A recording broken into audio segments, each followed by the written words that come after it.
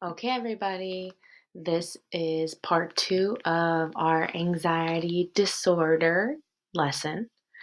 Today, the two anxiety disorders that we're going to be talking about are social phobia or social anxiety disorder. So, we know that anxiety is a fear of something. So, how can we connect social anxiety? Take a second to think. What could social anxiety, a fear of what? For me, when I read social anxiety, I think an anxiety, a fear of socializing with other people. I'm going to read the definition to you.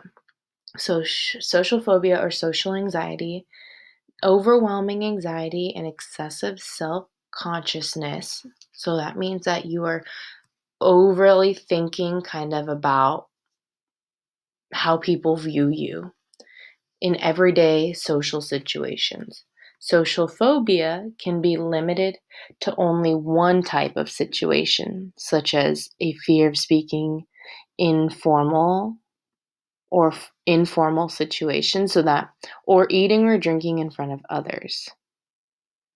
So, a social phobia can be when you have to when you have to speak in front of a group of people, or when you have to eat or drink in front of people. Now, that might seem weird, but some people, that is something that they think about and that bothers them. Or it's in its most severe form, may be so broad that a person experiences symptoms almost any time they are around other people.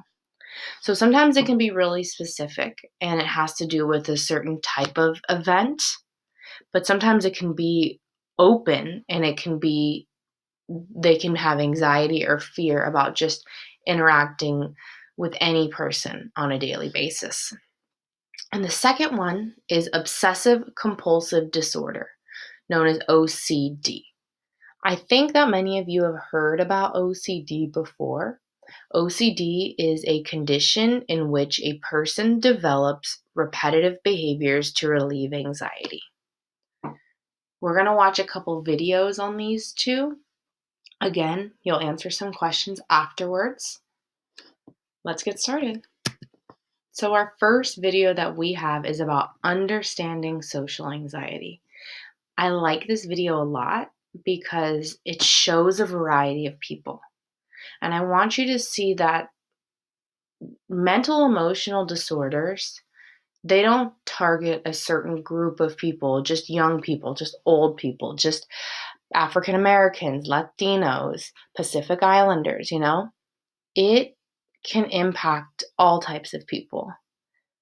And I want you to understand what some people may be going through when they're in a social setting.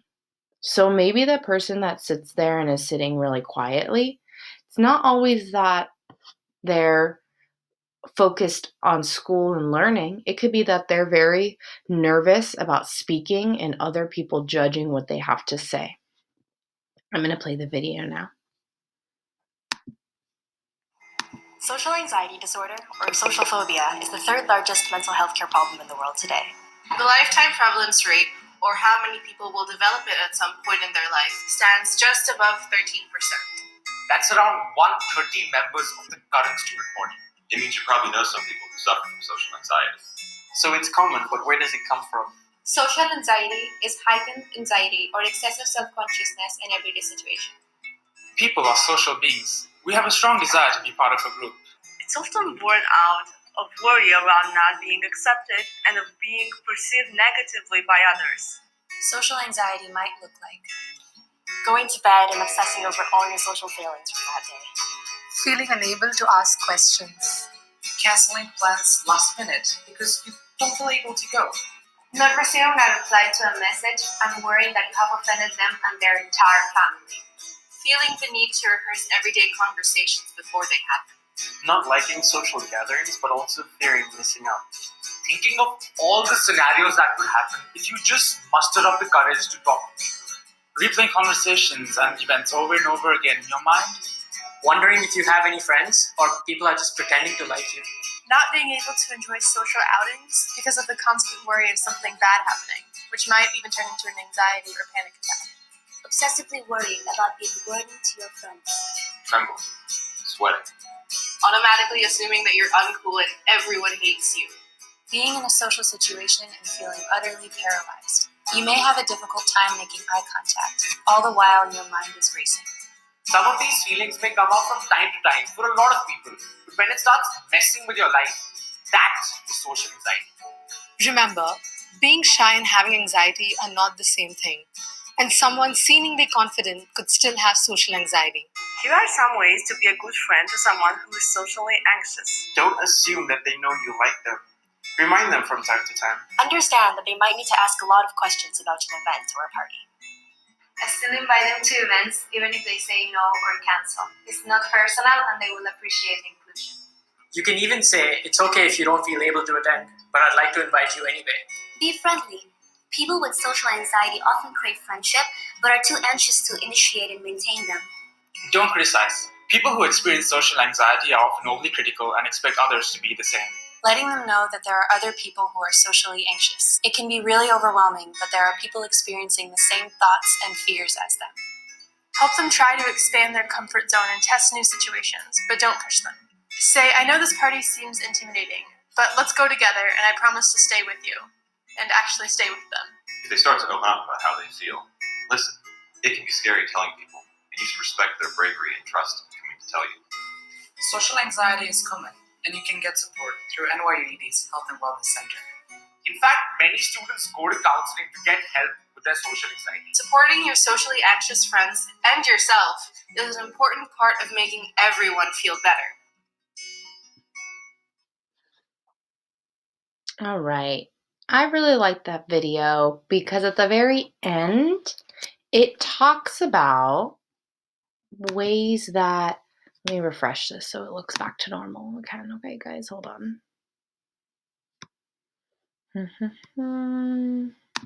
All right.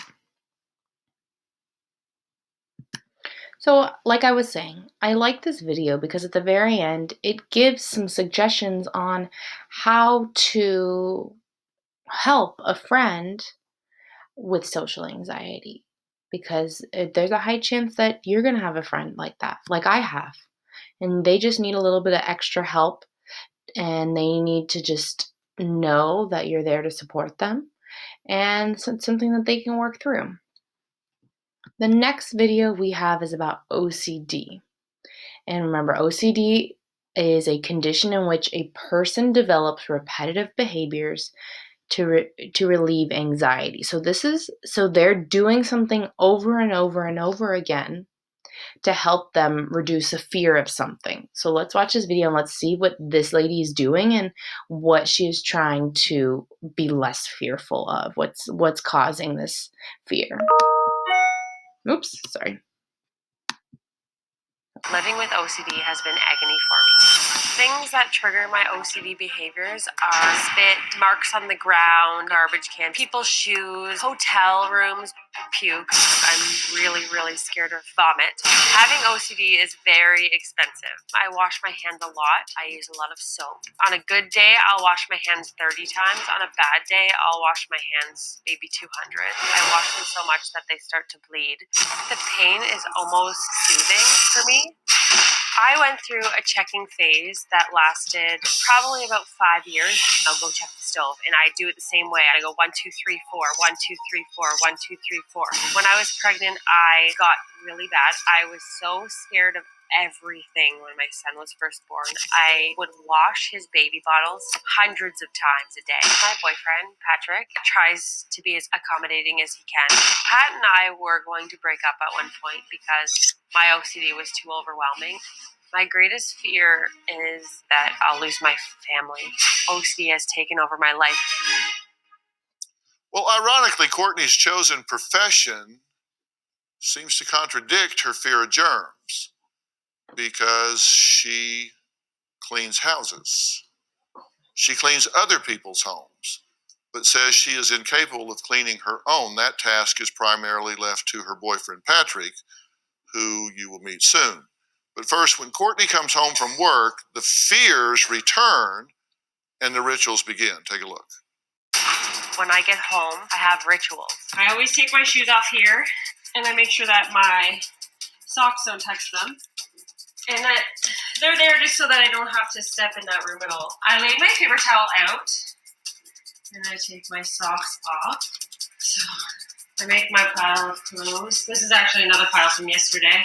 So those are my feet, and this is me sliding my way to the bathroom. I don't grab a towel because I'm dirty, so go in the shower. I will not grab a towel before my shower. I have to grab it afterwards. Put my paper towels in the garbage, and then I have a shower. Once I'm dressed, I grab some disinfecting wipes and I wipe down my keys. I wipe down my phone so that I'm ready for my son to come out of his room. All right, Courtney. All right, we're going to stop there. I thought that it's very interesting that this woman is a house cleaner, but she's fearful of germs in her own house.